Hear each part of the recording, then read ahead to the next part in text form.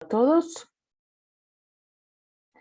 muchas gracias por poder compartir en esta sesión, nuestra segunda sesión del tema 13 y por estar aquí a quienes tuvieron oportunidad de conectarse y quienes nos estén viendo en otro momento, pues también darles a todos la bienvenida para nuestra segunda sesión sobre este tema, sobre los principios de beneficencia y no maleficencia en la investigación clínica. De nuevo me presento con ustedes, soy la doctora Mariana Cordero Díaz y bueno, es un honor poder estar aquí con todos ustedes en esta mañana para que continuemos con nuestra deliberación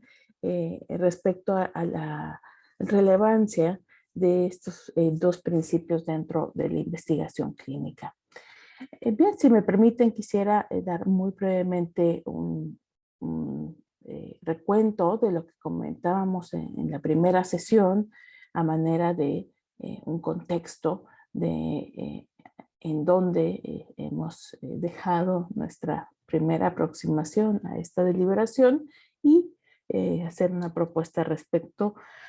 hacia dónde vamos a considerar esta reflexión el día de hoy. Y bueno, sobre todo quisiera yo enfatizar cómo durante nuestra primera sesión enfatizamos que si bien los principios de beneficencia y de no maleficencia efectivamente en ese recuento histórico tienen ese referente hacia la ética médica hipocrática, hacia el concepto del primero no hacer daño, pero también desde esta perspectiva del paternalismo, del buscar el bien, procurar el bien a un tercero desde una figura de autoridad, en este caso de un médico que busca ese bien para el paciente y en el que planteábamos que en esa figura histórica que no es única para la ética médica hipocrática, sino en ese recuento histórico que se ha hecho presente, como también históricamente surge este momento ejemplificado por la tradición de la ética kantiana, en donde el rol de la autonomía, es decir, este concepto de la autodeterminación del sujeto, del individuo, hacia lo que contribuya a su propia dignidad, bueno, pues es un momento también paradigmático y que eh, tratábamos de ejemplificar que es un momento que impacta también en los principios de beneficencia y no maleficencia, dado que ya no es solamente la perspectiva del científico, no lo diré así, la que va a realizar toda esta pauta con respecto a la beneficencia y la no maleficencia, sino que en el principio de autonomía del sujeto, de ese ser humano al que llamamos paciente o sujeto de investigación clínica, bueno, pues en esa autonomía, en ese derecho a la dignidad humana y a la autodeterminación, pues surge también esta contraparte en esa relación en el que también esa visión o perspectiva sobre la beneficencia y la no maleficencia empieza a explicitarse y a tornarse relevante. Y evidentemente en el sentido no solo de que el sujeto puede expresar esa voluntariedad y esa visión, sino también el sentido de que, como el mismo imperativo categórico lo declara, pues considerar a los seres humanos como fines en sí mismos, sino como medios. Y esto, bueno, pues tiene implicaciones para estos conceptos de la autonomía y del paternalismo, en donde entra también en tensión, mencionaba yo en la primera sesión, estos conceptos de autonomía y beneficencia desde el punto de vista de que eh, mm, si consideramos esta relación con el paciente o en términos de investigación clínica con el sujeto de investigación clínica, pues tendríamos entonces que considerar que está expresándose ese principio de autonomía en la voluntariedad del sujeto, por ejemplo, para decidir participar en un estudio clínico, pongo este ejemplo,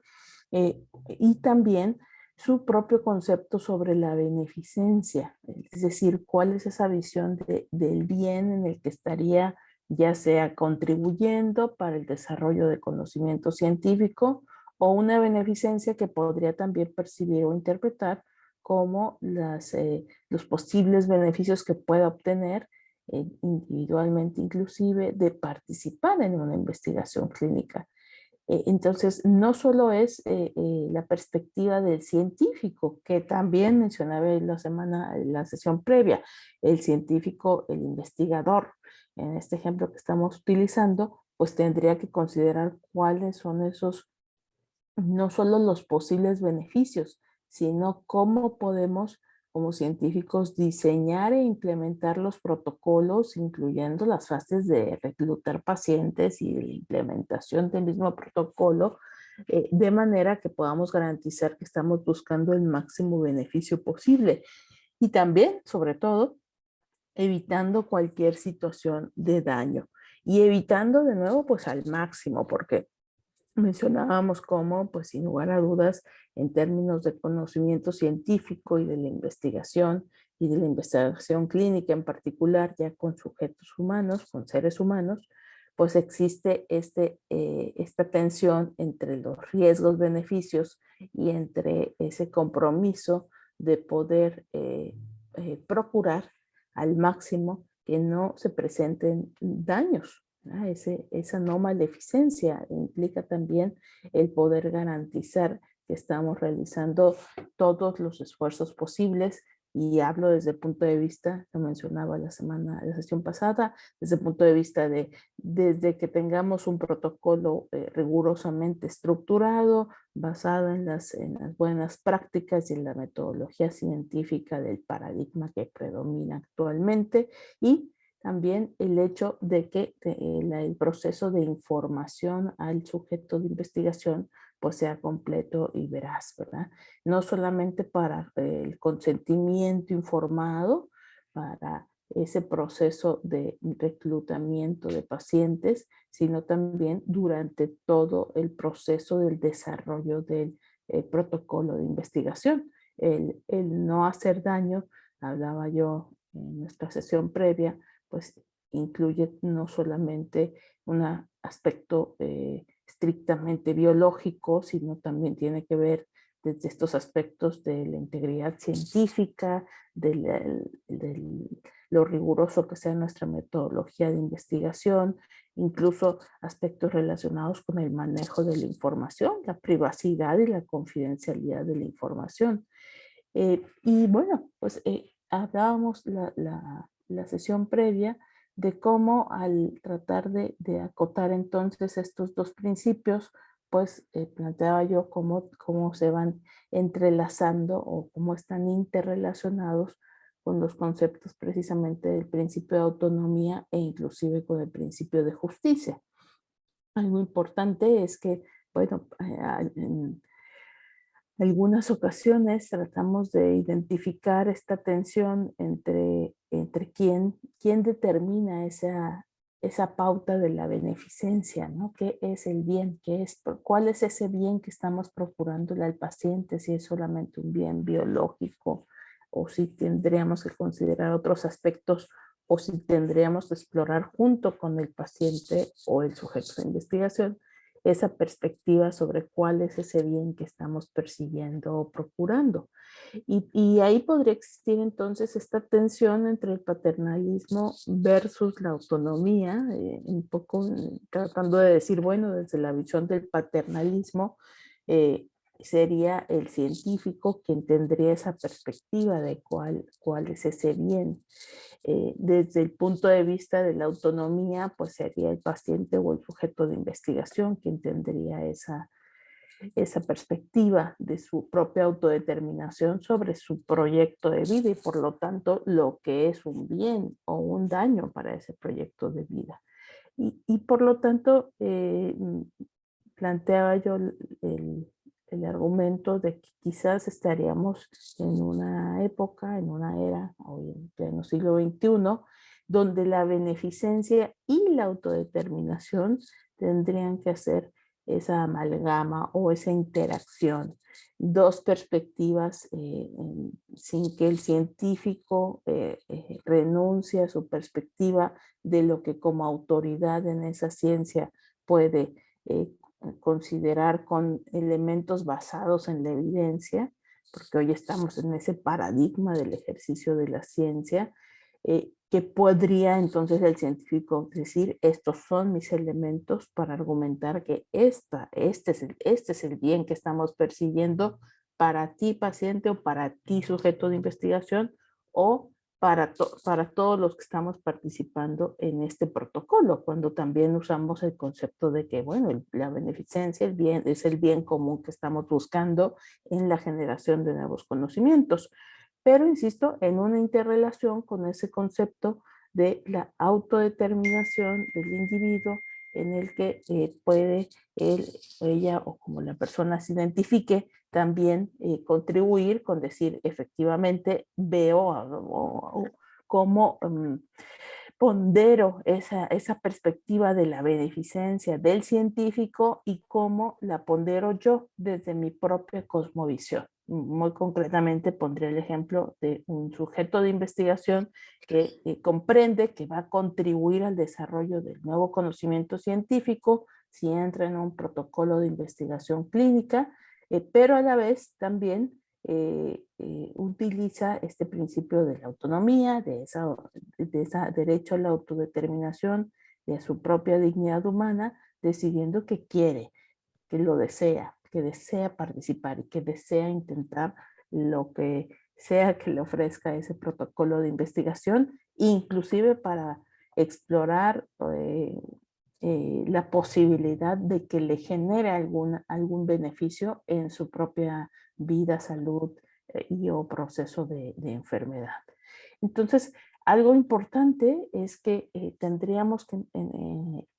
considerar entonces que la autonomía no solamente es esa voluntariedad, sino que es una expresión de la dignidad humana en el espíritu kantiano de tener derecho a la autodeterminación sobre nuestra propia visión de nuestra propia vida. Un proyecto de vida, de realización personal, que es parte también de estos elementos que integran la dignidad humana. No los agotan, pero me parece que les proponía yo que exploráramos también, y eso es lo que haremos hoy, una visión desde las narrativas, de la narrativa personal, precisamente de esas biografías personales y de esa cosmovisión de los individuos, en donde su propio concepto de lo que constituye un bien para su vida o un daño, pues sería relevante de que forme parte de este proceso de toma de decisiones. Y sobre ello, pues hablaremos y realizaremos una reflexión durante nuestra sesión del día de hoy. Y claro, bueno, pues en este tema les mostraba yo cómo históricamente pues los principios de beneficencia y no maleficencia se han ido explorando y conceptualizando de manera paralela,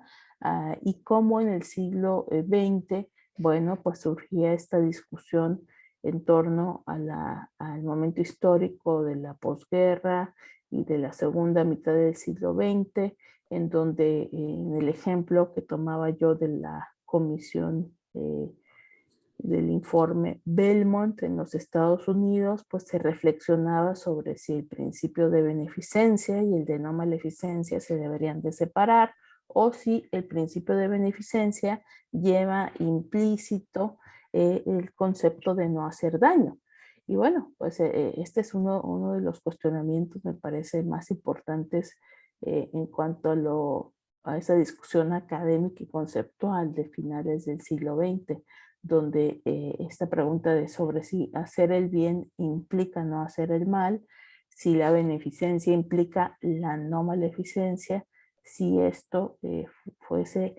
suficiente en términos de las pautas éticas para el quehacer en la atención de la salud, incluyendo en lo relacionado a la investigación clínica. Y bueno, les compartía yo cómo en ese referente histórico, pues veíamos cómo, mientras que en el informe Belmont sí se mantenía, digámoslo así, unido o integrado el concepto de la beneficencia y de la no maleficencia, como en propuestas posteriores, pone yo el ejemplo de quienes también fueron integrantes de esta comisión del informe Belmont, los bioeticistas Beauchamp y Childrens, como ellos en su propuesta, en su libro, pues generan precisamente esta postura de que se separen estos dos principios y de que se les considere de la misma relevancia que los de autonomía y de justicia en torno a una perspectiva de una ética de mínimos, de principios universales que puedan pautar la ética en la investigación clínica. Y bueno, esto ha predominado en los últimos años, en las últimas décadas, esta postura sobre estos 4 principios, que ciertamente no son los únicos que pautan la ética en la investigación clínica, pero que son los que diferentes documentos y normativas, que de hecho hoy revisaremos brevemente una relacionada a nuestro entorno nacional, pues son los que han retomado para dar esa estructura básica de los aspectos éticos a vigilar, a respetar, a procurar dentro de los ámbitos de la investigación clínica. Y bueno, quisiera detenerme aquí un poco para comentar un poco más respecto a cómo en estos principios de la beneficencia y de la no maleficencia en la investigación clínica, desde la perspectiva del científico, estos principios se ha discutido mucho cómo podemos tener una visión sobre ellos, no solamente en el sentido que sí es muy relevante y fundamental de cómo podemos proteger al sujeto de investigación, cómo podemos procurarle ese mayor posible beneficio y sobre todo cómo podemos evitarle algún daño. Pero también está esta perspectiva muy importante que tiene que ver con que estos principios tengan un análisis por parte del científico respecto a cómo con la investigación que se está proponiendo, con el protocolo que se diseñe e implemente, pues cómo se está contribuyendo a este principio de beneficencia, no solo para los individuos en lo particular, sino para ese bien común de generar conocimiento científico que tenga un impacto, que genere un bien en cuanto a una contribución que puede impactar en la vida de los seres humanos en diferentes entornos. Y aquí hablaría entonces del principio de la responsabilidad, que es un principio que pongo yo aquí la referencia de Hans Jonas, en el sentido de que tengamos en la perspectiva de la bioética, ese puente entre la ciencia y las humanidades, pues tengamos una perspectiva como científicos donde no apliquemos esa visión de túnel de a mí solamente me interesa lo científico, sino que podamos tener esa visión sobre cómo el acumular o el intentar acumular a través de la investigación ese conocimiento, cómo puede impactar a ese entorno del bien común o de la humanidad. Pongo aquí como ejemplo a Hans Jonas porque este célebre filósofo, pues al plantear el principio de la responsabilidad desde su perspectiva, considera que la ciencia y por lo tanto los científicos podrían, en base al principio de prudencia, considerar que ante la incertidumbre de aquello que se está investigando, ante el no conocer exactamente qué es lo que puede ocurrir con esos procesos, pero sobre todo con esos conocimientos y la aplicación de los mismos, pues desde ese principio de la prudencia, se tendría uno que considerar estas implicaciones y que tengan un peso en esa toma de decisiones literal sobre qué investigamos y para qué lo investigamos y cómo se podría aplicar a aquellos conocimientos derivados de esa investigación. A eso se refiere con el principio de responsabilidad. Pero claro, Hans Jonas también plantea una postura quizás que pudiéramos considerar extrema cuando habla de que cuando no conociéramos esos elementos de implicaciones o consecuencias, cuando la incertidumbre fuese, digamos, muy riesgosa en cuanto a lo que podría ocurrir o no con esos conocimientos, pues que entonces ese principio de responsabilidad nos llevaría a detenernos y a no realizar esos procesos de investigación. Y lo planteo aquí en el sentido de que los críticos de Hans Jonas pues mencionan que esto llevaría a una parálisis del proceso mismo de la investigación científica y de la generación del nuevo conocimiento, dado que, bueno, pues la incertidumbre es un elemento constante y presente en cualquier proceso científico. Es decir, sí, estamos en la era de la ciencia basada en la evidencia y sin embargo, pues parte de esa evidencia nos arroja también que hay ciertos niveles de incertidumbre. Piensen en prácticas terapéuticas, por ejemplo, en el ámbito de la perspectiva médica, y bueno, pues está la incertidumbre de cuestiones que tienen que ver, por ejemplo, con los efectos secundarios o con las complicaciones, es decir, hay elementos que no sabemos cómo se van a desarrollar, inclusive si tenemos evidencia de que es probable que ocurra, ¿no? Pues piensen en un protocolo de investigación clínica con un nuevo medicamento donde, bueno, pues está la incertidumbre de cuáles son los eventos adversos que se van a presentar, aunque tengamos documentados previamente algunos que han ocurrido en otros casos, pues todos sabemos que es parte también de ese proceso de investigación, el poder determinar qué es lo que ocurre, lo que se presenta, cómo lo podemos evitar, etcétera. Entonces, aquí lo menciono, sin embargo, porque creo que este principio de lo que sí nos habla es de que el científico tendría entonces no solo la responsabilidad, lo voy a reducir así, de investigar solo por el conocimiento, sino que también tendría la responsabilidad de investigar para generar conocimiento y ponderar o considerar cómo ese conocimiento podría impactar en su aplicación a ese bien común o a la humanidad. Y en ese sentido, le doy esta lectura al principio de responsabilidad más en la línea de otro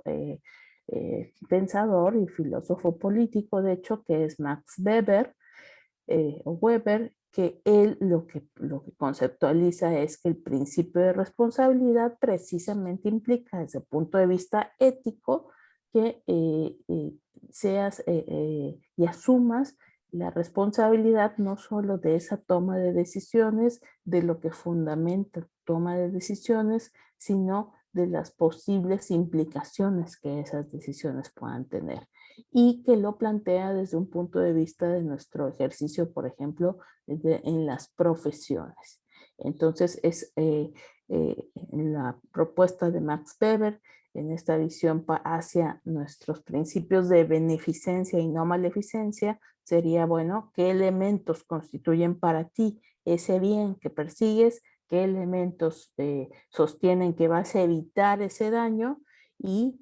cómo desde el punto de vista de la responsabilidad profesional estás considerando todos estos elementos, o sea, qué evidencias tienes, cómo puedes sostener que efectivamente ese diseño del protocolo está persiguiendo el evitar esos daños o procurar esa beneficencia. Y sobre todo también un poco bueno, un poco no, quizás fundamentalmente el poder asumir la responsabilidad de lo que estás estructurando y proponiendo como un protocolo de investigación, pues que efectivamente tenga y considere esas implicaciones que podría tener. sobre el conocimiento y su aplicación de ese conocimiento, pero también sobre cómo está estructurado el protocolo. Y entonces, esto creo que nos ayuda también a abordar cómo desde las propuestas de diferentes tradiciones y autores de la ética moral, de la filosofía moral, pues bueno, podemos traer estos conceptos que podemos ir traduciendo a no solamente cómo protegemos al sujeto de investigación, sino también cómo asumimos nosotros este rol con una responsabilidad y nos lleve más allá del no hacerle daño al sujeto de investigación en el proceso de la investigación clínica, sino también el evitar un daño en términos de desde una cosmovisión del objetivo del avance científico para contribuir a ese bien común de la humanidad. O sea, también tener un proceso de reflexión sobre cómo podríamos estar incidiendo en ese bien común. Y esto quizás suene muy abstracto en sentido de, bueno, y de nuevo, y qué significa ese bien común, ¿no? ¿Cuál es ese bien para la humanidad? Y yo en ese sentido los invitaría a que pudiéramos reflexionar desde ese rol como científicos o desde ese rol como integrantes, por ejemplo, de un comité de ética de investigación, en que, bueno, tendríamos que, primero que nada, eh, contribuir, o sea, parte de contribuir a ese bien común es el contar con ese rigor metodológico de los procesos de investigación clínica y que quienes estructuran estos protocolos, ya sea los investigadores o quienes realizan estas labores de supervisión en estos comités de ética de investigación, pues también desde ese proceso de la supervisión y revisión de estos protocolos, pues viene también ya una expresión de esos principios de beneficencia y de no maleficencia, digamos en el macro, ¿no? En esa visión de cómo puede contribuir esto desde la ciencia a la humanidad. Y luego la visión micro, pues es cómo en este protocolo, cómo específicamente el individuo, el sujeto de investigación, efectivamente es protegido para evitar al máximo cualquier situación de daño y cómo se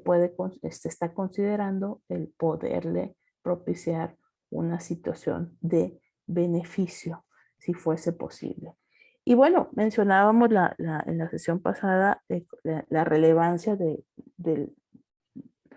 elementos de autorregulación de la profesión, como la Declaración de Helsinki, es decir, no solamente es una perspectiva ética externa o una perspectiva desde la heteronomía, ¿no? Donde alguien más externo te impone una visión, una perspectiva ética, una pauta a seguir, sino también es esta perspectiva de esa autonomía de la profesión y cómo la misma profesión, en este caso la Declaración de Helsinki, planteada por la Asociación Médica Mundial, pues plantea principios éticos a seguir como pautas dentro de la investigación con sujetos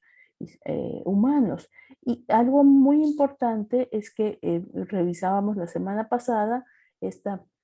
perspectiva desde la profesión, pero también esta perspectiva desde comités que en el espíritu de la disciplina de la bioética, pues integran a profesionales y representantes de diferentes esferas, áreas y disciplinas, como lo fue, por ejemplo, el informe Belmont en esta comisión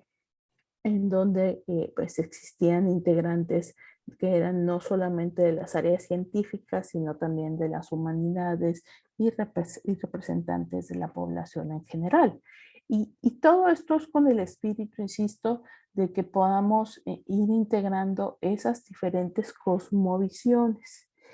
Y algo que será importante también para nosotros hoy revisar es cómo dentro de cada uno de los entornos de práctica de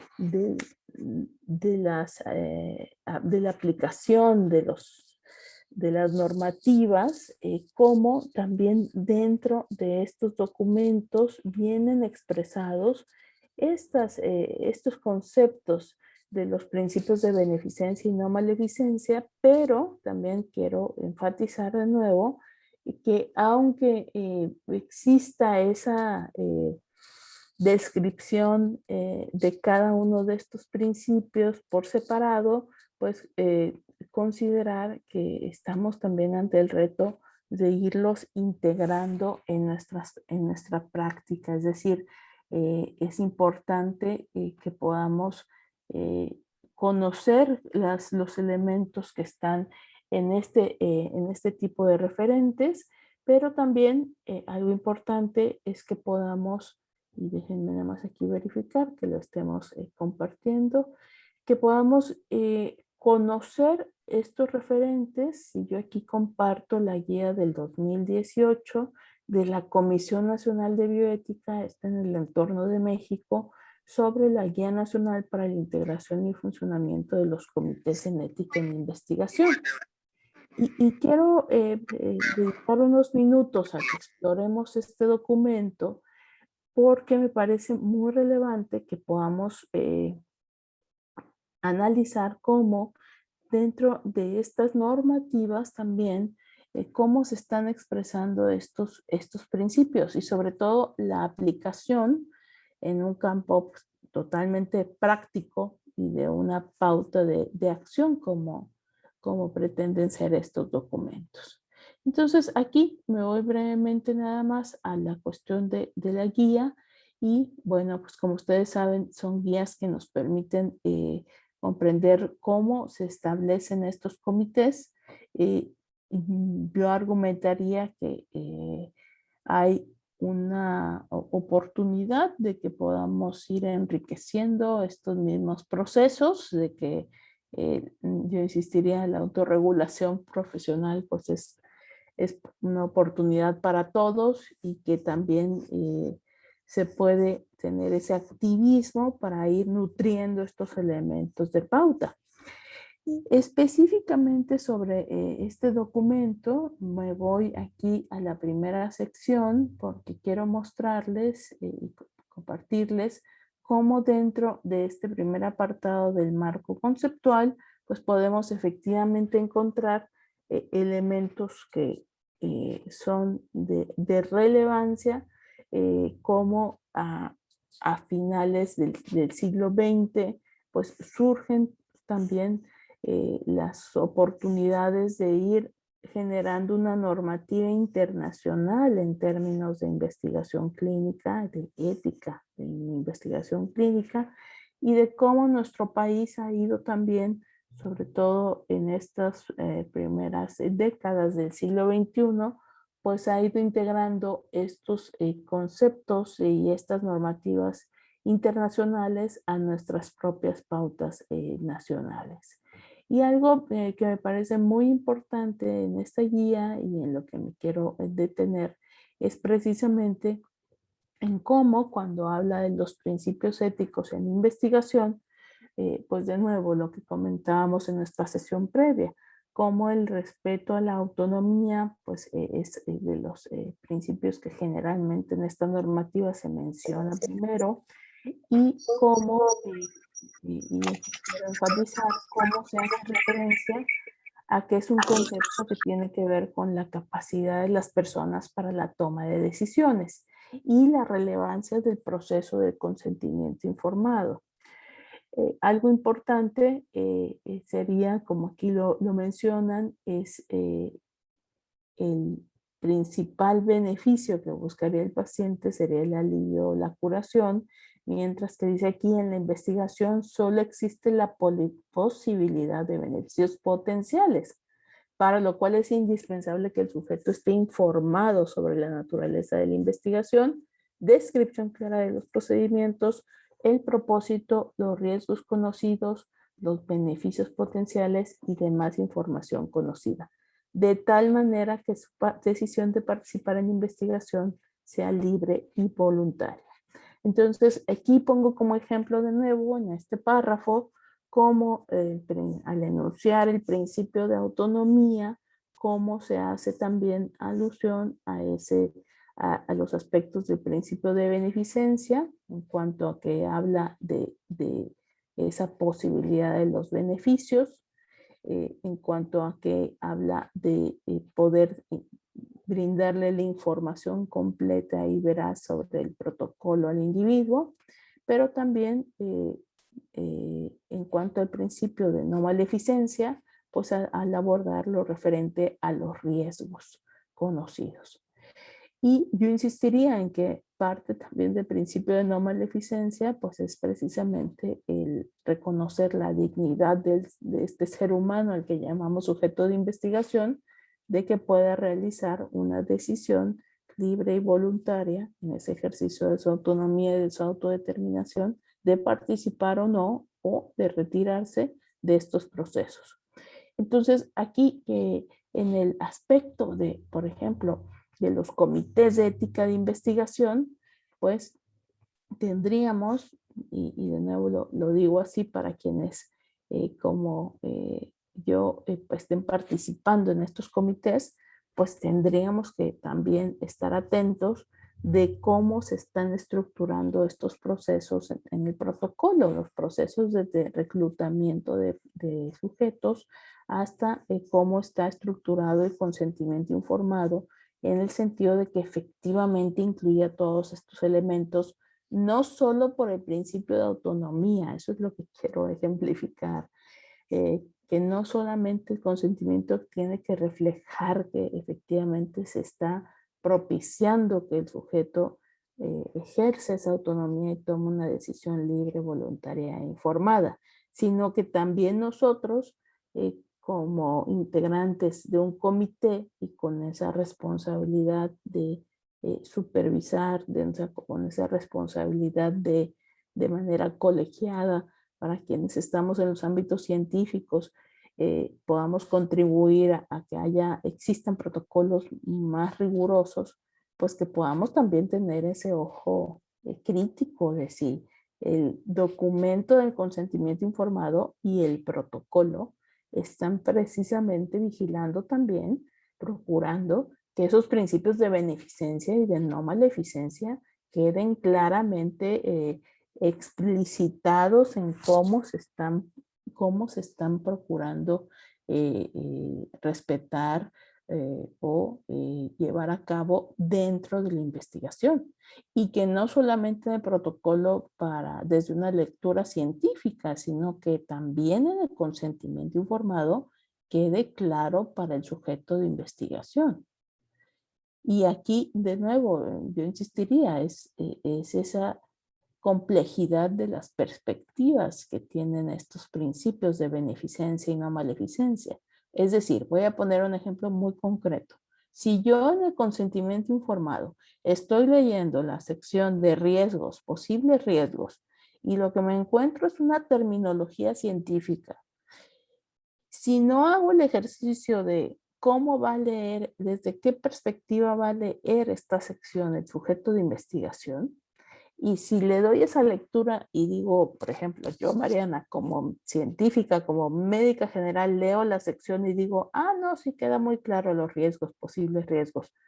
porque hay terminología técnica que yo entiendo. Pero ahí lo que tenemos que hacer es hacer ese proceso de una lectura desde la perspectiva del sujeto de investigación. Cuando el sujeto de investigación lea estos párrafos, ¿qué va a comprender? ¿Qué información está en términos, en lenguaje, en una forma de explicación que le sea posible comprender lo que se le está deseando informar? Y esto es parte del principio de beneficencia y del de no maleficencia, porque también nosotros como organismos, instancias de supervisión, de aprobación, de revisión, pues tenemos que tener en nuestro panorama esta perspectiva.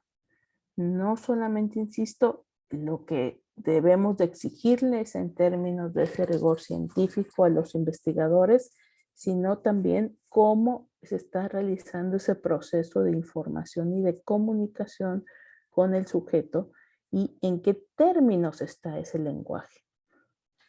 Algo sumamente importante para poder también nosotros como instancias, insisto, con ese rol de tan importante de supervisión y de enriquecer estos procesos, pues como es también muy importante no solo revisar el documento y decir, ah, sí tiene la sección de riesgos, no, a ver, dale una leída para que veas y interpretes desde la perspectiva del sujeto si efectivamente está planteado en términos en que lo pueda comprender. E insisto, o de nuevo con algo que mencioné en la sesión previa, comprendiendo que el documento de consentimiento informado es precisamente eso, es la documentación de un proceso dialógico, de escucha, pero también de aclarar dudas, de garantizar que ese proceso de comunicación esté en dos vías, de abierto, en el que haya claridad con respecto a lo que se le está informando al sujeto de investigación. Y también por ello es importante en términos de la beneficencia y de la no maleficencia que nos quede claro cómo se está llevando ese proceso de consentimiento informado, quién está reclutando a los pacientes, en dónde los están abordando para invitarlos a considerar participar en el estudio, en dónde y quién realiza ya ese proceso de información que queda documentado en el consentimiento informado y no solamente cómo lo declaran los investigadores antes de iniciar el protocolo, sino cuando ya se está implementando el protocolo, efectivamente cómo se está realizando este proceso. Porque finalmente estamos en una tarea en la que pues tendríamos que estar contribuyendo a que en diferentes momentos de todo ese proceso de investigación se estén respetando los compromisos y la responsabilidad con estos principios que quedan plasmados entonces ahí en el protocolo. Y giro ahora a lo que plantea esta guía con respecto a los conceptos de beneficencia y de no maleficencia, porque explícitamente pues existe este referente en el que voy a dar lectura a lo que plantea, es que para beneficencia y no maleficencia, estos principios están contenidos en el imperativo ético de maximizar los posibles riesgos y minimizar los daños o riesgos potenciales. En investigación, el principio de beneficencia exige asegurar la pertinencia científica, la competencia de los investigadores y la protección de los participantes en las investigaciones. Debe considerarse que si bien las investigaciones confieren un riesgo potencial, este solo debe asumirse cuando no exista otra opción con resultados similares. La proporcionalidad entre los riesgos y beneficios es fundamental en la ética de la investigación en salud con seres humanos y solo debe aprobarse la investigación si no existen riesgos o daños irrazonables en relación con los beneficios, ya sean físicos o psicológicos, incluso si la persona diera su consentimiento para participar en dicha investigación. Entonces, vean cómo en esta aplicación de los principios de beneficencia y no maleficencia hay un referente inmediato y directo hacia cómo podemos potenciar o maximizar esos posibles beneficios y minimizar los riesgos o daños posibles. Pero también cómo esa beneficencia incluye el considerar la pertinencia científica y la competencia de los investigadores. Entonces, observen cómo no solo son principios que se apliquen respecto al sujeto de investigación, sino también a el el proceso de investigación en sí. Y creo que esto es algo que, sobre todo también en nuestra relación con la industria biomédica, tiene que salir a la luz en cuanto a nuestro análisis de la pertinencia de los estudios que se proponen. Y algo importante es que no solamente a esta pertinencia es digna de análisis y es responsabilidad de los grupos científicos que se involucran en los procesos de investigación, sino que también es una de las tareas fundamentales de quienes participamos en estas instancias de supervisión y revisión de protocolos, como son los comités de ética en investigación y los comités de investigación, que por cierto, como ustedes saben, a nivel internacional, pues tienen, en cada país tienen quizás no quizás, de hecho, sus particularidades que pueden ir desde qué nombre tienen y cómo se estructuran y cómo funcionan, pero el común denominador es que estas pautas internacionales pues se han ido adoptando con esas particularidades en donde pues finalmente el objetivo también es el de que podamos realizar este análisis sobre la pertinencia de esas investigaciones. No solamente la estructura metodológica y cómo está financiado, sino también si esto es pertinente en este momento para esta comunidad, en este entorno. Y algo importante que mencionaba yo en la sesión previa que quería mencionar el día de hoy es cómo este año y meses ya de esta experiencia planetaria con la pandemia de COVID-19, SARS-CoV-2, nos ha llevado también precisamente a esta reflexión respecto a la pertinencia científica sobre lo que hay que investigar, para qué y con qué fines, pero también sobre la competencia de los investigadores, quién lo quiere investigar y si tienen las credenciales para poderlo hacer. En el sentido también, en el sentido de, en este siglo XXI como con ningún otro fenómeno, en el sentido también de una urgencia, de una crisis de salud planetaria. Porque finalmente lo que nos ha llegado en estos meses a todos nosotros que hemos estado dentro de los sistemas de salud, pues es una situación extraordinaria de crisis dentro de unos sistemas de salud que de manera cotidiana vivían ya otros elementos de crisis. Entonces, no estoy diciendo que no haya ocurrido algo extraordinario, lo que estoy diciendo es que finalmente para quienes estamos dentro de los sistemas de salud, pues esta es la crisis dentro de la crisis. Por ejemplo, en los sistemas de salud, las camas de terapia intensiva, la disponibilidad de los equipos de ventilación mecánica, pues ya en muchos entornos, por ejemplo en nuestro país, de los sistemas de salud, pues ya estaban de por sí en crisis en cuanto a que no tenemos suficientes camas ni suficientes equipos. Bueno, pues a eso llega una situación extraordinaria como la que hemos vivido en estos meses, en donde además se suma pues una crisis todavía más agudizada de todo tipo de recursos, no solo físicos y materiales, sino también de los recursos humanos. ¿Y por qué menciono esto aquí? Porque finalmente también en términos de investigación nos vimos ante el reto de poder seguir operando, y hablo específicamente de los comités, de poder seguir operando en esta tarea de revisión y supervisión de los protocolos de investigación, pero también nos vimos con el reto de poder efectivamente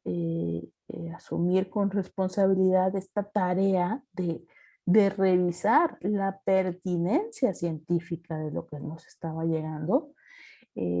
si efectivamente el equipo de investigadores era el más óptimo, y aquí puedo poner experiencias como recibir protocolos en donde se querían realizar algoritmos, por ejemplo, para analizar imágenes de imágenes radiográficas de IO, de TAC, y que se generara un algoritmo que pudiera arrojar, por ejemplo, información sobre ese tipo de hallazgos en pacientes con SARS-CoV-2, pero, por ejemplo, pues un protocolo en donde quizás no había profesionales de la salud que estaban participando, sino que se planteaba desde un punto de vista de las tecnologías ingenieril, en donde otra vez, insisto, desde el principio de beneficencia y de no maleficencia, pues necesitamos garantizar todos que el equipo de investigación tenga pues a todos aquellos profesionales y profesionales con las credenciales para poder comprender todo el fenómeno. No solamente es un algoritmo tecnológico computacional lo que se estaba planteando, sino una situación que tiene que ver, por ejemplo, pues, con el manejo de datos personales de los pacientes, como lo son los mismos resultados, la misma imagen de ese proceso respiratorio, ¿no? Que se iba a utilizar. Entonces, es parte de los retos que una situación tan específica como esta pandemia nos ha traído a la mesa. Y no solo eso, sino también el poder discriminar, analizar precisamente esos aspectos de la pertinencia científica. Eh, Quizás en esta experiencia del último año, quizás para algunos de nosotros, la experiencia fue, ojalá hubieran habido más protocolos, más propuestas para documentar lo que ya se estaba haciendo en una situación de crisis de salud y de tratar de contribuir a documentar esa experiencia, pero quizás también para otros, algunos otros de nosotros, la experiencia fue, bueno, se empezaron a generar también en un momento diversos protocolos que precisamente en esa pertinencia científica quizás no alcanzaron a ser desarrollados con el suficiente rigor metodológico. Búscala. ¿Por qué te cambiaste la pijama? Permíteme un segundito. Ante la urgencia de la situación de crisis, el querer contribuir en medio de, pues, insisto, de equipos de salud que estaban ya saturados por la atención que tenían que prestar, sobre todo en los picos de estas olas de casos de COVID-19, y querer realizar también un protocolo para contribuir a ese desarrollo de conocimiento. Quizás en ese esfuerzo, pues empezamos también a recibir protocolos que podían tener diferentes situaciones, ¿no? Uno de ellos es que sabes que no está realizado con ese rigor porque, bueno, pues no hay tiempo y es urgente y mejor hay que probarlo para que podamos saber algo un poco más. Y ahí es donde yo insistiría en que esos principios de responsabilidad e integridad científica pues tienen que tener su lectura sí en los tiempos de crisis, esa es mi opinión, pero esa lectura no implica relajar las pautas del rigor científico. Es decir, no es lo mismo decir vamos a programar una reunión extraordinaria del comité, que aparte tuvimos que lidiar con toda esta situación de ahí hay que hacerla virtualmente porque no nos podemos reunir presencialmente porque estamos en aislamiento físico. Bueno, además de esas complejidades logísticas, que no es lo mismo decir vamos a programar una sesión extraordinaria para revisar el protocolo, lo vamos a revisar más rápido para probarlo rápido y contribuir a saber algo de esto que no sabemos prácticamente nada sobre un virus nuevo. creo que aquí el principio de beneficencia, pero sobre todo el de no maleficencia, tuvo una oportunidad de expresarse en toda su complejidad, que es que teníamos la misma responsabilidad en situaciones mucho más adversas, ¿no? De tiempo, de prioridad, pero donde finalmente pues el rigor de esas investigaciones, de esos protocolos, pues al contrario, en mi opinión, tenía que ser revisado eh, todavía a mayor conciencia, de que fuera pertinente, de que estuviera bien estructurado, de que estuvieran los credencializados adecuadamente los integrantes, los equipos de investigación, y sí, ser más eficientes como instancias, como me refiero a los comités de ética de investigación y de investigación. Esa era nuestra parte y es nuestra parte en el entorno de esta crisis, en mi opinión. El poder responder con mayor prontitud, el poder dedicarle más tiempo y darle prioridad a la revisión y seguimiento de estos protocolos, pero no así el dejar de considerar estos elementos del rigor y metodología científica. Y aquí, bueno, pues creo que es algo que nos ha permitido también enfatizar la relevancia de estas instancias, que finalmente en medio de esta crisis, de esta pandemia, pues también ha quedado más que de manifiesto la pertinencia de la investigación, que necesitamos investigar clínicamente, que necesitamos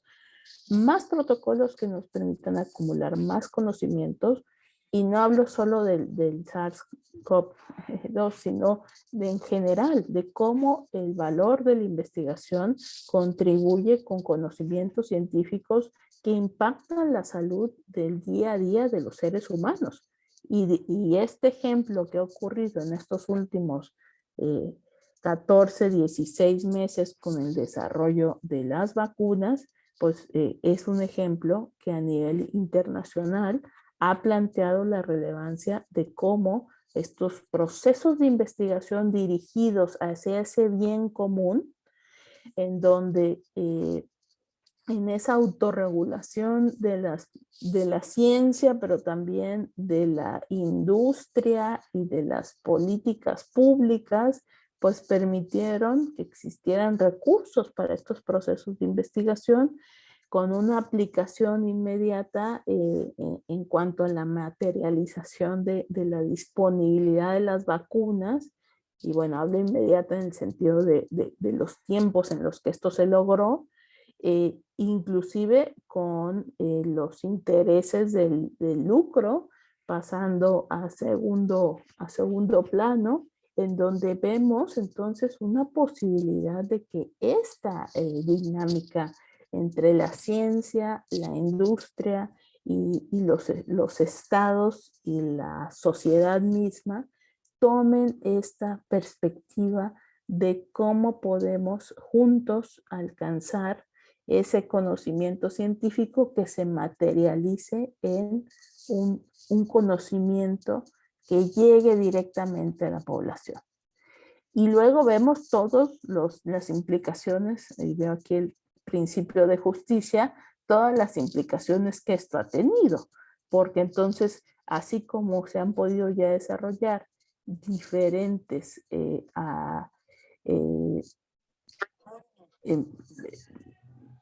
vacunas y productos de inmunización, pues también hemos observado el reto del acceso a estos productos por las diferentes partes y áreas del planeta, ¿no? Como en países hay efectivamente una disponibilidad de este producto biológico, de manera que puedes elegir qué día y a qué hora de los disponibles te vas a ir a aplicar o no, te vas a ir a aplicar tus dosis, y en otros países como ni siquiera se cuenta con la posibilidad de realizar la compra de estos productos biológicos para la población, ¿no? Y donde en algunos países hay exceso de estos productos y en otros ni siquiera existe la posibilidad de comprarlos. Y lo menciono con relevancia en nuestro tema de hoy por, por lo que tiene que ver con nuestro rol para poder contribuir como científicos a ese bien común y a un conocimiento que pueda llegar a aplicarse para todos los seres humanos. O sea, el principio de beneficencia y no maleficencia no dice, y siempre y cuando, y con estas investigaciones lleguen a la población mexicana. Pues no tiene esa lectura. Claro, nosotros también tendríamos que pensar en términos de cómo esos protocolos que estamos recibiendo, cómo están precisamente atendiendo las necesidades de la población más vulnerable. Ustedes veían en el tema previo precisamente aspectos relacionados a este tema y bueno, sí, también es algo importante a considerar cómo se van a atender esas necesidades y si se le está dando prioridad a la investigación precisamente para esas necesidades entre los más vulnerables. Y bueno, en ese sentido no pautamos la agenda de la investigación y menos del financiamiento de la investigación, ciertamente,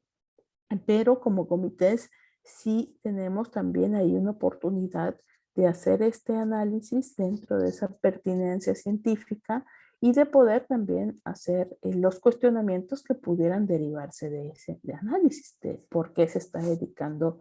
este financiamiento a esta necesidad o cómo se está justificando este protocolo con estos fines, etcétera. Es decir, yo les insistiría, mi intención aquí al ampliar un poquito, y dejo de compartir esta pantalla, es el que podamos explorar también dentro de nuestras normativas nacionales, los diferentes documentos, guías que hay, y en la página de Conbioética ustedes pueden encontrar hoy una pues muy nutrida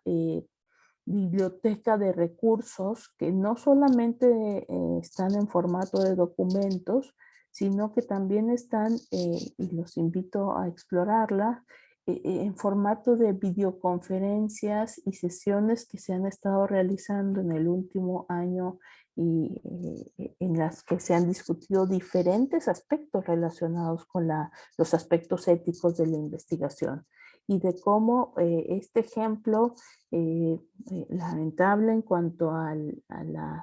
devastación que ha causado en términos de la salud y las vidas humanas y de todo el estrés y crisis que ha generado en los sistemas de salud y en todos los colegas que están en los equipos de atención directa a la población en salud, bueno, cómo también nos ha dado la oportunidad de reflexionar sobre estos aspectos éticos de la investigación, aplicados a la investigación en COVID y también relacionados a otras situaciones y aspectos de la investigación.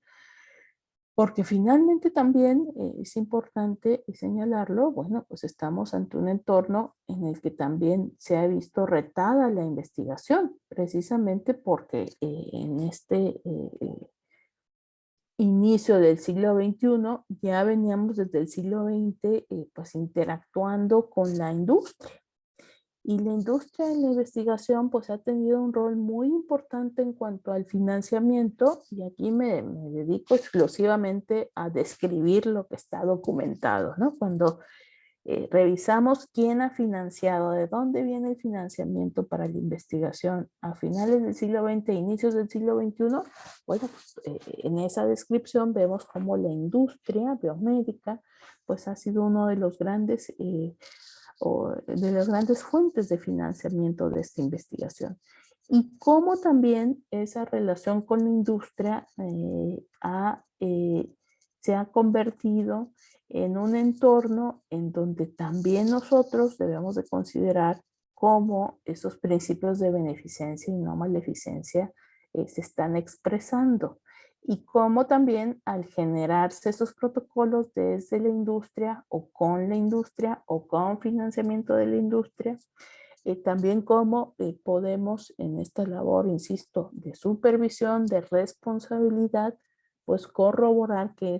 los intereses efectivamente, como dice la Declaración de Helsinki, que los intereses de la humanidad prevalezcan sobre los de la ciencia y sobre los de la industria. algo importante será entonces considerar cómo en ese ímpetu de investigar y en esa necesidad de encontrar financiamiento para la investigación, cómo se ha ido desarrollando nuestra relación con la industria. Y en términos de los principios de beneficencia y no maleficencia, y del de autonomía y justicia, de cómo se ha ido forjando ese entorno en el que estamos hoy. Y aquí de la pandemia del siglo XXI me voy a regresar un poco a este ejemplo histórico del caso de las células HeLa, del caso célebre tristemente de Henrietta Lacks, en donde vemos cómo esa relación no solo con la industria, sino cómo ese ímpetu de investigación científica nos ha llevado también a ejemplos en donde esa participación voluntaria, ese consentimiento del sujeto para brindar no solamente su cuerpo, sino células y tejidos a la investigación, pues también hemos tenido que ir explicitando e identificando situaciones que nos permiten observar cómo es relevante cada paso del proceso y cómo también cada paso del avance científico y técnico nos abre otras complejidades. En el caso de Henrietta Lacks, como ustedes saben, pues una situación que nos lleva a reflexionar hoy en día cómo esa herencia que traemos del siglo XX, ¿no? De esas décadas en donde no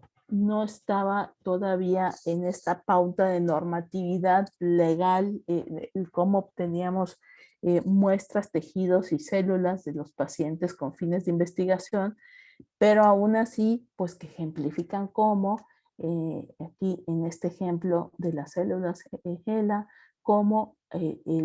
un hospital en los Estados Unidos, el Hospital Johns Hopkins, obtiene estas células de la paciente Henrietta Lack, que acude a atenderse por una situación que finalmente se diagnostica como un cáncer, pero finalmente cómo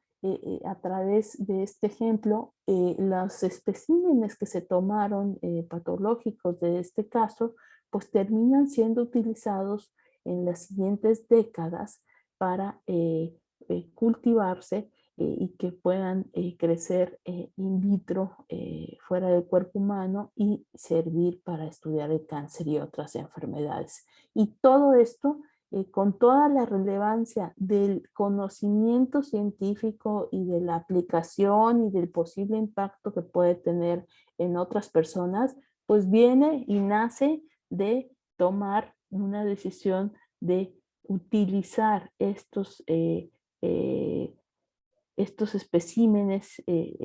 de la paciente, este fragmento del tumor cervical, sin el consentimiento de la paciente con fines expresos para la investigación y que derivó, bueno, pues en que finalmente se desarrolló efectivamente, científicamente, todo un proceso de conocimiento y de desarrollo, pero que nace de un acto en el que no existe consentimiento de la paciente para hacerlo. Entonces, algo muy importante, y les compartió este breve artículo y análisis de este caso en los materiales del curso, pero bueno, algo que nos lleva a reflexionar sobre cómo, de nuevo, cuando ese principio de beneficencia y de no maleficencia viene solo desde la perspectiva del científico, pues a veces olvidamos esa otra parte de la perspectiva del paciente o del sujeto de investigación y del impacto que puede tener en él o ella o su familia. Inclusive en este ejemplo de las células HeLa, más allá de las implicaciones científicas que ha tenido, los invito también en este artículo que les comparto y en una narrativa de ficción que existe, en una película que existe hoy en día, en donde se narra cuál fue el impacto de toda esta experiencia en la familia de Henrietta Lacks. Y ahí vemos cómo esos principios de beneficencia y no maleficencia, si desde el punto de vista científico se podrían argumentar y tratar de justificar de por qué, bueno, finalmente sí se logró un bien en cuanto al conocimiento científico y no se hizo un daño en cuanto a que, bueno, era un espécimen que se tomó de una resección que se hizo como una intervención terapéutica para la paciente. Bueno, pero cómo desde esa perspectiva científica se puede justificar y desde la perspectiva, lo diré así, humana, familiar, tuvo implicaciones tan devastadoras en la vida de la familia de Henrietta Lacks que hasta la fecha siguen esas repercusiones. Y lo menciono como un ejemplo de cómo cuando tenemos la mejor intención científica, pues podemos también caer finalmente en esa necesidad o urgencia de poder contribuir al desarrollo científico, por un lado. Por otro lado, pues que estamos hoy ante un entorno de cómo se ha ido constituyendo la relación con la industria, en donde, pues, a la vez de que es una industria que puede generar los diferentes medicamentos y dispositivos que pueden impactar el tratamiento y la intervención que podemos ofrecer a los pacientes, pues también se trata finalmente de una industria. Y una industria que en términos también de investigación, efectivamente, y de nuevo me refiero a los hechos, es una gran fuente de financiamiento para la investigación. Hay entornos en donde la investigación es, es posible gracias a estas fuentes de financiamiento, sobre todo entornos en donde el financiamiento público está muy limitado en sistemas de salud que están ya muy retados para la operación diaria y que pues ya el reto de destinar financiamiento para procesos de investigación es mucho mayor o donde no hay esa voluntad o visión o prioridad. Y quizás lo que quiero aquí plantear y los invito a que vean esta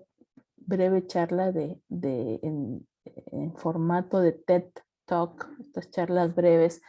que en este caso brinda el médico Pablo Santa Cruz, porque ahí habla de cómo nuestra relación con la industria, pues es una relación que podemos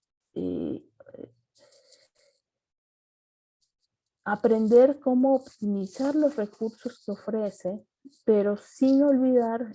y sin evitar ese paso de análisis de ser conscientes de la influencia que puede tener en nosotros las prácticas de mercado que tiene una industria, como lo es la biomédica, en donde finalmente yo aquí lo que quiero ejemplificar es que para nuestros principios de beneficencia y no maleficencia en investigación clínica, pues seamos críticos respecto a si ese financiamiento viene de la industria, cómo se está justificando ese proceso de investigación, cómo se está protegiendo a los sujetos, sobre todo, y lo habrán comentado en el tema de población vulnerable, este fenómeno de las investigaciones que la industria trae a países en vías de desarrollo, donde quizás el reclutamiento de pacientes o quizás el mismo seguimiento del protocolo o de los posibles riesgos que implique, parecería que a la industria le trae menos problemas en entornos y países con otro tipo de normativas o de un ámbito menos eh, eh,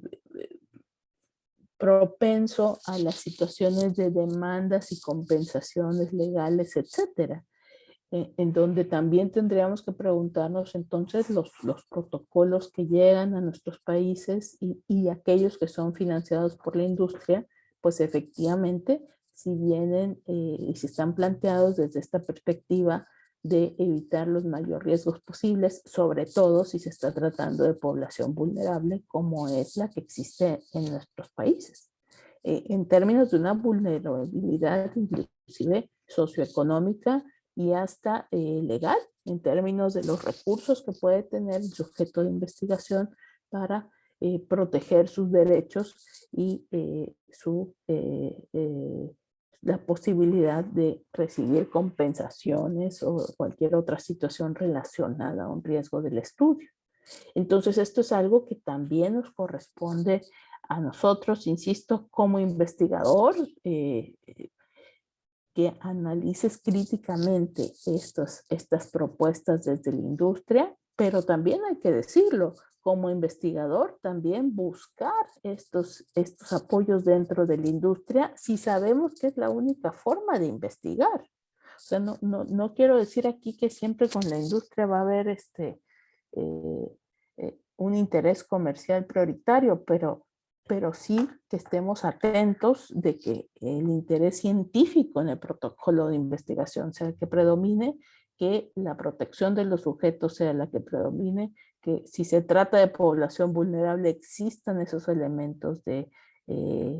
mayor todavía protección y que si se requiere de buscar financiamiento, pues claro que es válido buscar un financiamiento en la industria. Aquí lo que tendríamos que garantizar es que efectivamente no se pierda de vista ese objetivo de que logremos un conocimiento que pueda llegar a impactar a la población en general y que también podamos contribuir a un desarrollo científico pues orientado más a las necesidades de la sociedad en términos de salud pública y no tanto a los intereses comerciales de la industria. Ahora, algo muy importante con lo que me gustaría ir perfilándonos hacia el cierre de esta sesión es cómo podemos entonces, con estos elementos que hemos considerado del principio de beneficencia y de no maleficencia, yo integraría sobre todo el de autonomía y no solamente el de la autonomía del sujeto de investigación, sino también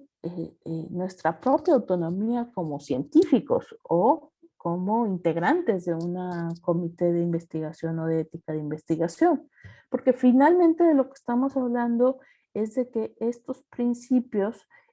sean analizados, sean ponderados, sean deliberados y que en esos entornos de deliberación, desde el entorno del grupo de investigadores que están formulando un protocolo y que se pregunten cómo estamos protegiendo el principio de beneficencia, cómo estamos procurando el de no maleficencia, cómo estamos considerando la protección y el fortalecer el principio de autonomía, el del sujeto de investigación y el de nosotros también.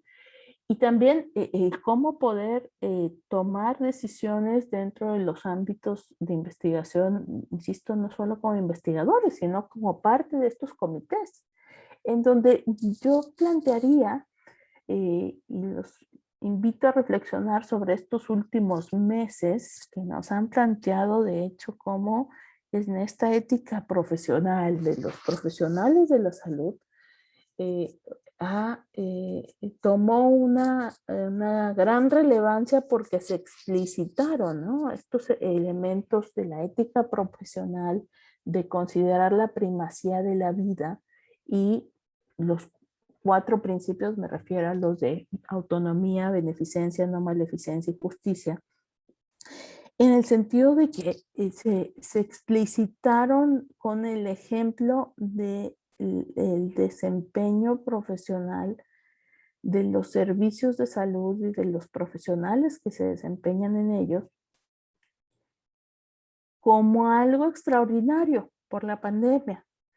Cuando eh, quienes estamos en esos entornos sabemos que este es el motor ético más cotidiano, no por ordinario, sino la pauta ética que nos mueve antes y durante y después de la pandemia. Por supuesto, no es lo mismo estar antes de la pandemia en un entorno de un hospital de tercer nivel con todos los recursos o las limitaciones que podía tener a estar en medio de un hospital dedicado exclusivamente a la atención de pacientes con COVID-19 SARS-CoV-2 durante este 2020-2021. Pero en cuanto a la pauta ética, o sea, la pauta ética sigue siendo que buscamos la preservación de la vida y de la salud. Y buscamos el procurarle ese bien al paciente, el no hacerle un daño y en términos de justicia, pues brindarle todo aquello que tengamos disponible. Y algo muy importante es que en ese sentido también se evidenció en estos últimos meses el aspecto ético fundamental de nuestra propia competencia profesional. El poder tener ese conocimiento, esa credencialización, certificación y la actualización, ¿no? Finalmente vivimos un fenómeno en donde en los primeros meses, sobre todo, la oferta de capacitación para que conociéramos más sobre este nuevo virus y sus expresiones de enfermedad y de posible tratamiento, bueno, pues se multiplicaron ante la necesidad inmediata de que pudiéramos efectivamente tener estas herramientas para lidiar con esta situación. Y asimismo, en términos de investigación, pues se hizo también evidente cómo es relevante la competencia profesional como elemento, aspecto ético fundamental para la toma de decisiones. Eh, y yo insistiría en este punto porque también aplica para aquellos de nosotros que estamos en las instancias de supervisión y revisión de protocolos. No es una característica de una virtuosidad moral o ética la que nos lleva a estos comités o instancias, sino el que estemos capacitados, el que estemos,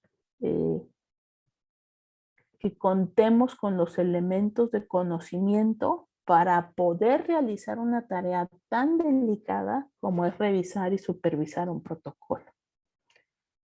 Y no lo digo desde el punto de vista de porque tenemos que ser los más sabios, no, sino desde el punto de vista de porque necesitamos contar con estos elementos de competencia profesional. No es que seamos bioeticistas con 8 grados académicos de diferentes universidades, es que tengamos la metodología, los conocimientos, los conceptos, los referentes no solamente desde la filosofía moral y en su giro de ética aplicada, sino también los referentes de las pautas normativas. Y también el referente de saber y de estar en contacto con los expertos de las áreas científicas a las que se refieran los protocolos. Porque pues, si yo no soy gastroenteróloga y hay un protocolo específicamente sobre una situación relacionada a esta área, pues también tengo que tener la posibilidad de tener una comprensión de los conceptos que se plantean, pero también de poder tener esa comunicación directa con un experto en el área que pueda aclarar cualquier tipo de dudas. Entonces, es importante entender que estamos hablando de procesos en donde esa transdisciplinariedad, interdisciplinariedad, multidisciplinariedad es muy importante para que podamos lograr abordar todos los aspectos relacionados con ese bien que se persigue, con ese bien común y con ese no hacer daño, en donde también el hecho de mi nivel de competencia profesional y de mi actualización, pues también van a contribuir a esto. Entre menos actualizado esté, entre menos capacitado esté, pues podría haber alguna situación limitante, ¿no? Respecto a qué tanto puedo identificar o tratar de contribuir en que se genere se alcance ese bien común o ese no daño. Y aquí, bueno, pues les comparto una perspectiva sobre cómo cuando hablamos de estos principios de ética aplicada al desempeño en las ciencias de la salud, me parece que estamos bueno, ante lo que algunos han caracterizado como eh, lo que hay que identificar como un sistema complejo. Y un sistema complejo, ¿por qué? En el sentido de que, como pueden ver ustedes en el esquema, como individuos participamos en estas tomas de decisiones no solamente desde la esfera profesional y los referentes que tengamos de esa ética profesional, sino también, pues llegamos, como en cualquier situación humana, pues con nuestro propio bagaje, nuestro propio referente personal de ya aspectos éticos y morales muy concretos relacionados a nuestras propias cosmovisiones. Y no solo eso, sino que también llegamos a esos entornos con una perspectiva desde ese rol como ciudadanos, como seres sociales o políticos que somos dentro de los entornos de comunidad y sociedad en los que nos desempeñamos. Todo esto se une a un contexto, ¿no?, en el que estamos también interrelacionándonos con otros y donde finalmente expresamos esa toma de decisiones y esos procesos profesionales, ese profesionalismo, pues finalmente como un sistema complejo en donde no solamente estamos en ese microambiente del individuo con su entorno o ambiente inmediato, sino también, bueno, como esos seres sociales que somos, en entornos en donde estamos en esas interacciones y relaciones sociales dentro o fuera de los sistemas de salud, por ejemplo, y también pues como parte de un macro, un nivel macro, que es ese lo que en estos autores, en este caso, uso la referencia de Rafferty y Castellani, dos sociólogos norteamericanos, que plantean que somos también en lo macro parte de un movimiento social profesional. ¿Y por qué pongo esto aquí ahorita? Bueno, porque cuando hablamos de nuestro rol dentro de la investigación clínica y de los aspectos éticos, pues cada uno de nosotros tendría que pensar en el rol que está hoy, pero quizás también mañana estén en otro diferente y habría que replanteárselo. Pero bueno, en el rol que están hoy, como esta interacción, finalmente un sistema complejo, pues lo que revela es que hay una interacción entre diferentes elementos y niveles, cómo esta interacción para cada uno de nosotros nos permite realmente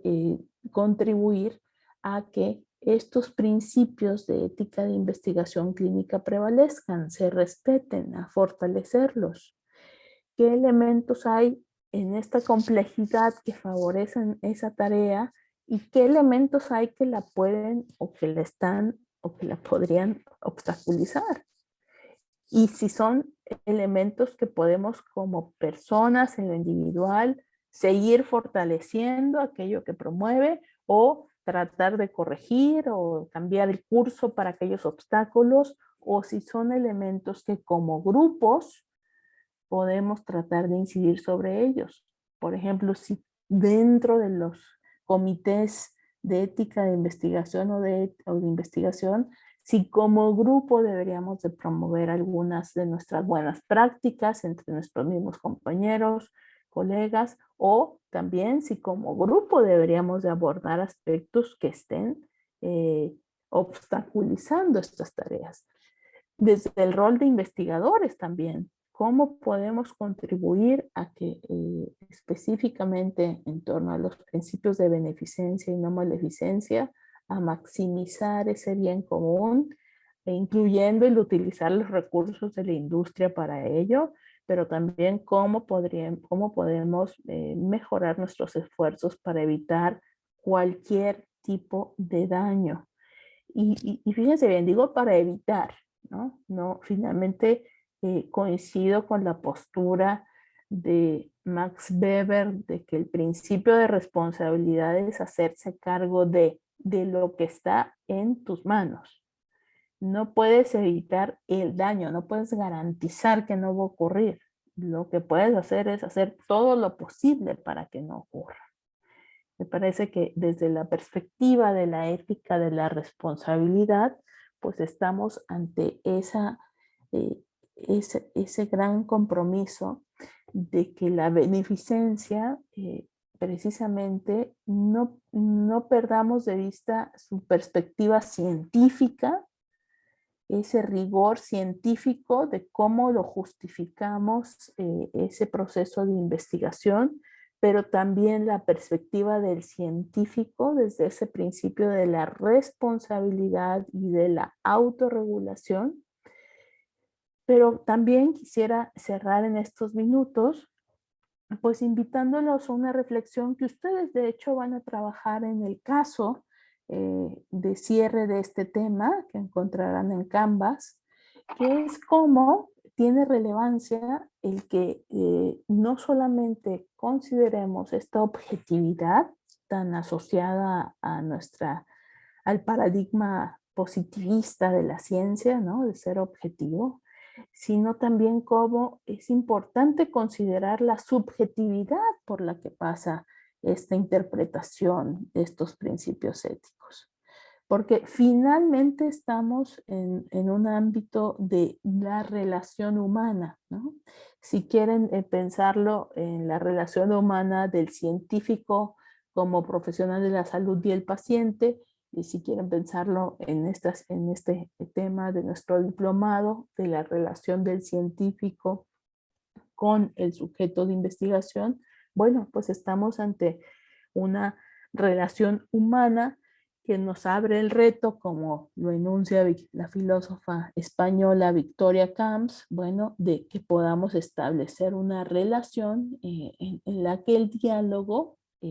sea un diálogo entre personas que se reconozcan como autónomas y solidarias y en donde la comunicación constructiva no rehúye el conflicto, sino que lo aborde civilizadamente. Y aquí tiene que ver precisamente con esa subjetividad. ¿Qué, ¿Qué pasa con ese ser humano al que llamamos paciente o sujeto de investigación desde su perspectiva? ¿Cómo define o aborda el concepto de beneficencia? ¿Cómo desde esa subjetividad puede visualizar y conceptualizar su propio proyecto de vida, de autorrealización y de biografía, de manera que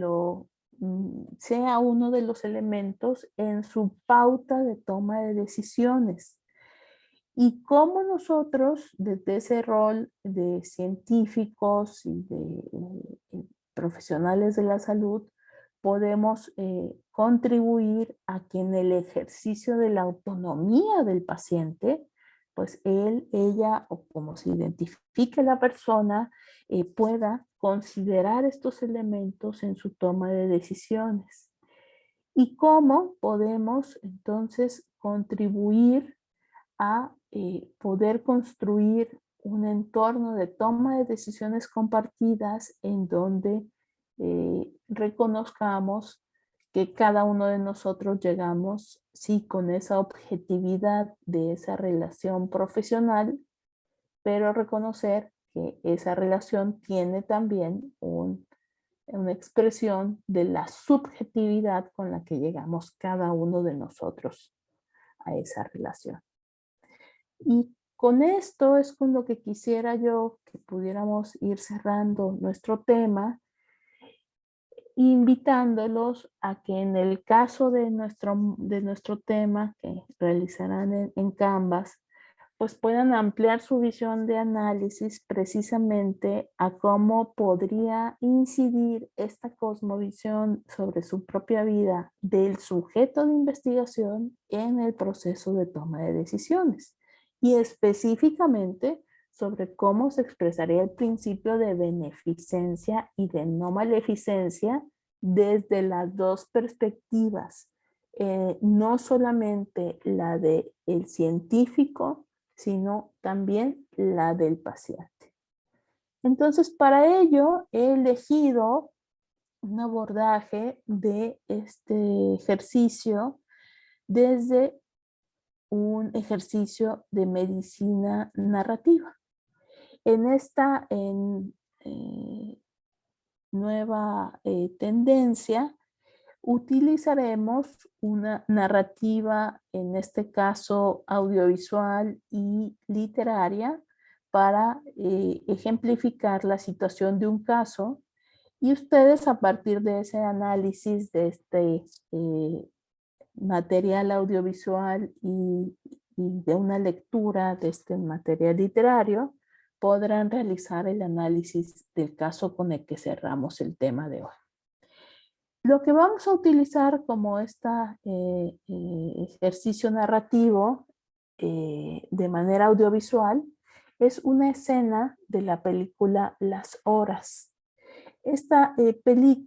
película vamos a utilizar una escena en la que se está recreando al personaje de la escritora británica Virginia Woolf. Y de hecho, este personaje será nuestra protagonista del caso que ustedes van a analizar en Canvas. Voy a compartir este video de esta película para que podamos tener un primer punto de partida sobre la narrativa desde el punto de vista de la misma Virginia Woolf sobre su condición de salud mental y las decisiones que se han ido tomando respecto a procurarle esta beneficencia y esta no maleficencia de acuerdo a su condición. La escucharemos a ella hablar sobre esto, pero también escucharemos a su esposo, el también escritor y politólogo Leonard Woolf, argumentar con ella, discutir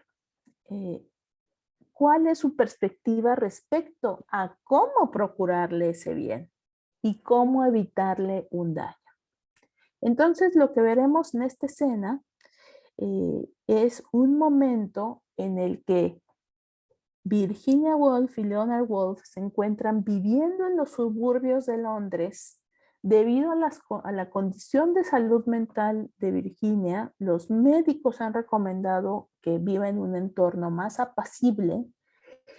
y Virginia busca cómo escapar de ese entorno. Entonces, en esta escena lo que vamos a observar es literal el momento de un día en el que Virginia Woolf decide huir, escapar de su casa en los suburbios y correr literalmente a la estación de tren para tomar el próximo tren a Londres.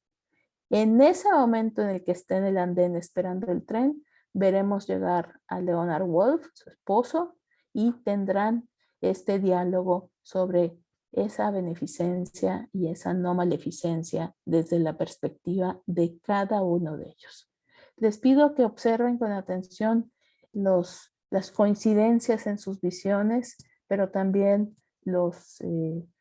difíciles y quizás hasta dolorosos contrastes que vamos a escuchar sobre cómo cada uno de ellos considera esa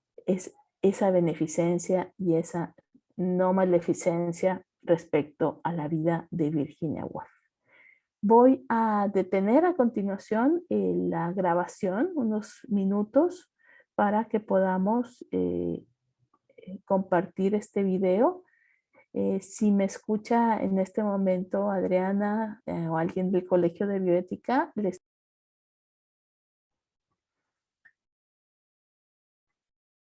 Bien, en esta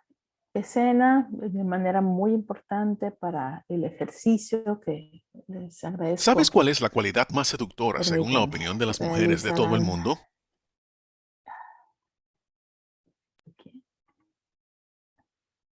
En este ejercicio, me disculpa, tuve aquí una fallita técnica. Esta escena, les insisto, la utilizaremos como un primer detonante para su análisis en torno al caso, que versará precisamente sobre el personaje, bueno, sobre la persona de Virginia Woolf. Hemos visto aquí una ficción, una escena ficcionizada de un momento en el tiempo en el que si existe el recuento histórico de Virginia Woolf y su esposo viviendo en estos suburbios. De hecho, he agregado en Canvas una breve lectura también que narra un poco la circunstancia precisamente de salud mental en la que se encontraba Virginia. Y bueno, el análisis del caso será precisamente que ustedes puedan hacer desde esta perspectiva de los principios de beneficencia y no maleficencia, las diferentes perspectivas desde la misma Virginia, que en esta escena en particular pues habla de esa autonomía y autodeterminación, de esa toma de decisiones cuando hace alusión a que cualquier paciente tiene derecho a opinar sobre su propia condición y que así define su humanidad, cuando también por contraste vemos en este diálogo como su pareja, en este caso su esposo, Leonard Woolf, pues le plantea sus propios argumentos sobre su perspectiva de lo que es el contribuir a su bienestar, el no hacerse daño, y donde pues este tema de la elección pues es el recurrente, ¿no? El derecho a elegir sobre nuestra propia vida en cuanto a autodeterminación, en cuanto a ese proyecto de vida personal. Y bueno, pues en este ejercicio yo los invitaría a que puedan explorar precisamente esta perspectiva de lo que la filósofa española de la Cortina llama ese entorno de la comunidad humana y de la irrepetibilidad personal. En ese entorno del diálogo, en ese entorno de que puedan ustedes explorar en estas narrativas, en esta breve escena que les comparto, pero también en el texto que les comparto para el análisis del caso, cómo en esa decisión personal, cómo podemos integrar esa perspectiva del proyecto de vida, de realización de este ser humano al que llamamos paciente o al que llamamos sujeto de investigación, cómo podemos también integrar nuestras propias responsabilidades y pautas éticas como profesionales de la salud, y o cómo podemos también observar desde estas instancias revisoras y reguladoras, supervisoras de estos protocolos, los comités, cómo podemos también observar y analizar críticamente que se esté reconociendo la dignidad humana y el derecho de todos los involucrados para expresar estas perspectivas sobre la beneficencia y la no maleficencia, como también los investigadores, los científicos deben de ser responsables de procurar estos principios al máximo, y cómo ese proceso de diálogo pues nos permite en una relación humana, en un entorno profesional, pues reconocernos como esos seres humanos que estamos en diferentes roles, quizás con diferentes perspectivas, quizás se puedan conciliar, quizás el disenso también sea un encuentro humano aceptable. Y bueno, finalmente, ¿cómo podemos no perder la perspectiva de esa dimensión humana, de los objetivos de la investigación clínica, de reconocernos en esos roles, de reconocernos en situaciones, sean de crisis o no, en ese común denominador de ser seres humanos? En palabras del poeta Octavio Paz, reconocer pues que somos en este entorno, en ese instante que compartimos, pues que somos hombres, seres humanos, y que compartimos desde el pan, el sol, la muerte, hasta el olvidado asombro de estar vivos. Me parece que en esta oportunidad de poder encontrarnos y encontrar al otro, radica también en esa narrativa un elemento fundamental de los principios de beneficencia y de no maleficencia, de esa comprensión del sujeto para los fines que nos tengan en esa relación. Ciertamente es una dimensión humana que nos lleva a poder realizar una construcción hacia una relación profesional que reconozca esa complejidad de las relaciones humanas pero también esa riqueza con la que podemos contribuir no solo en el aspecto ético, sino en el aspecto profesional a un encuentro que procure un bien común, el conocimiento científico aplicado a beneficio de la sociedad. Les agradezco muchísimo su tiempo y su paciencia en estas sesiones que compartimos. Los invito a que realicen el ejercicio que encontrarán en Canva respecto al caso y quedo a sus órdenes para cualquier duda o comentario que pueda haber. En función del tiempo, daré por concluida la sesión de hoy, pero estaré aquí unos minutos más para atender a algunas situaciones o dudas particulares. De nuevo, ha sido un placer estar con ustedes en estas sesiones y corrijo de nuevo el tema, es el tema 13. Hay un error aquí en esta diapositiva y con eso cerraríamos la sesión. Queda al pendiente de sus comentarios. Muchas gracias a todos.